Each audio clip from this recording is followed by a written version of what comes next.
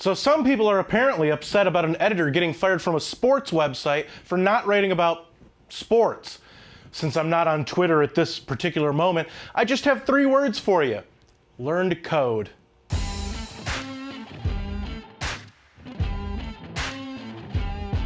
Hey everybody, thanks for joining me once again on another edition of Out of Left Field. For MRC-TV, I'm Nick Kangadis.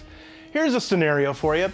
Someone gets hired by a sports website that covers sports to write about sports, and the company employs a new edict in which all articles going forward must, quote, stick to sports.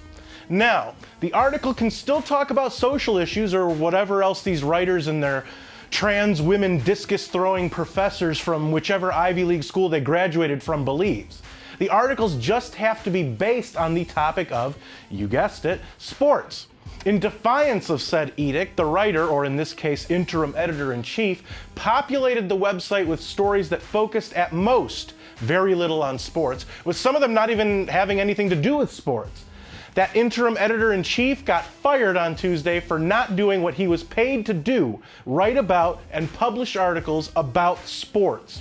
Of course, following his termination, the obligatory righteous indignation tweets came from the self-righteous editor, coupled with the predictable outrage on his behalf by some leftist blue check marks. Barry Petschke notified the Twitterverse that he had been fired from sports website Deadspin for, quote, not sticking to sports, unquote. His fellow social justice society writers from other woke websites and media outlets gave Petschke their sympathies and talked about their feelings.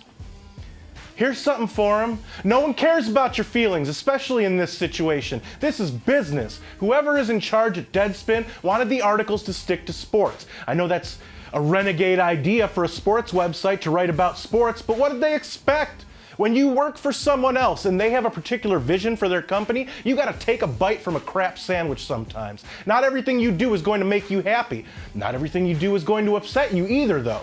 Especially if you understand what the company you work for does. What I don't get is why you would go work at a sports website when you clearly don't want to write about sports. That would be like me getting hired here at MRC and being like, you know what, screw politics and media bias, I want to talk about Asian cuisine. What? Unless that Asian cuisine story had something to do with someone calling it cultural appropriation or some kind of media bias angle, they're probably going to look at me when I give them my work and be like, what the hell is this? We asked for stories concerning politics and bias, not which recipe for mugu gai pan is the best. Are you feeling okay? Did you have a stroke? And you know what? They'd be absolutely right for saying all of those things and asking all of those questions, because people are morons to think that just because their friends and soft, weak parents have told them how wonderful they are since they've been a clump of cells, that entitles them to do whatever they want regardless of what business they're in. I don't know, folks. Maybe I'm the jerk here, which by no means is out of the realm of possibility, but I don't think so. I don't feel bad for this guy, I really don't. And you can give me whatever argument you like. Doesn't make the simple fact of why he got fired any less true. If you like this video, don't forget to share it. That's the best way to let us know that you want us to keep these videos coming. Subscribe to our YouTube channel and hit that notification bell so YouTube might let you know when MRC-TV comes out with a new video.